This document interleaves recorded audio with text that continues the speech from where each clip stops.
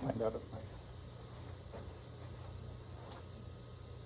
Okay, so here we go. So my presentation is on rheumatoid arthritis and the pharmacological management of that.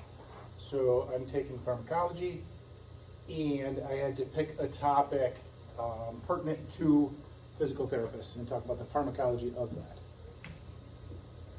So these are our objectives to learn today.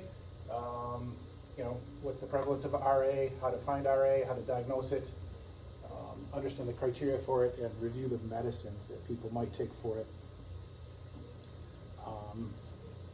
Here's the outline that will follow.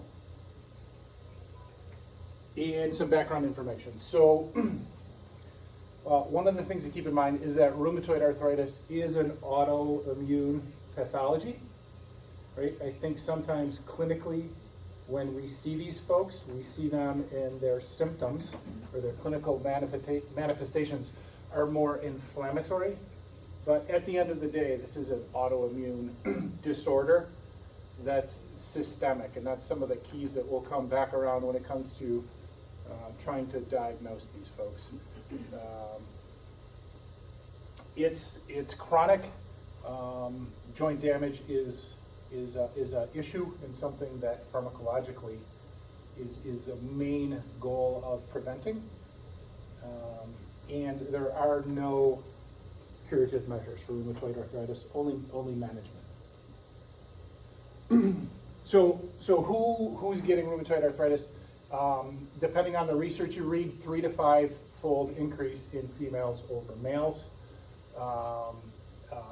The prevalence of rheumatoid arthritis, as well as most autoimmune disorders, especially in the United States, is increasing. In the US, per 100,000 people, we're getting about 44 cases. And their age is certainly a component. So kind of your typical person to get this is certainly a female, a little bit older. Risk factors is, so if you have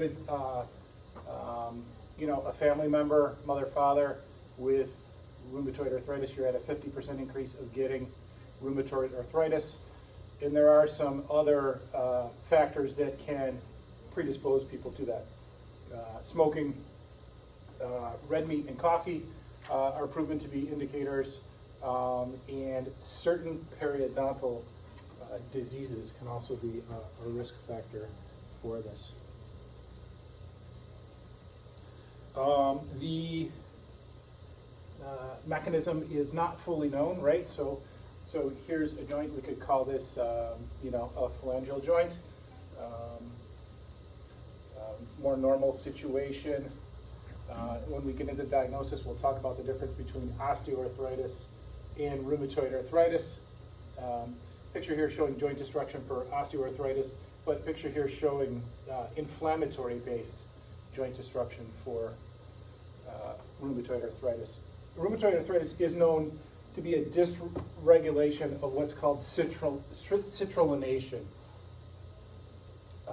That's a fairly complex process, but to try to make it as basic as possible, arginine, which is an amino acid, right? So for review, an amino acid is simply a molecule that when linked together becomes a protein, right? So that amino acid gets converted into what's called citrulline.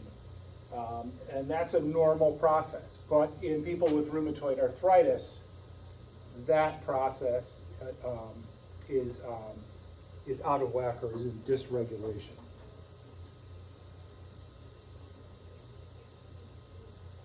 Symptoms of rheumatoid arthritis: joint pain, joint stiffness, swelling, limitations of range of motion, and general fatigue.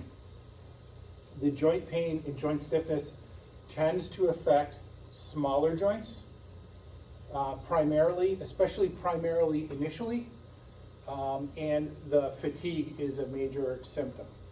So in diagnosis, what we'll get into is, this is one of the key factors, is that generally speaking, when we're dealing with folks with osteoarthritis, we're seeing that in larger joints, the knee and the hip, for example.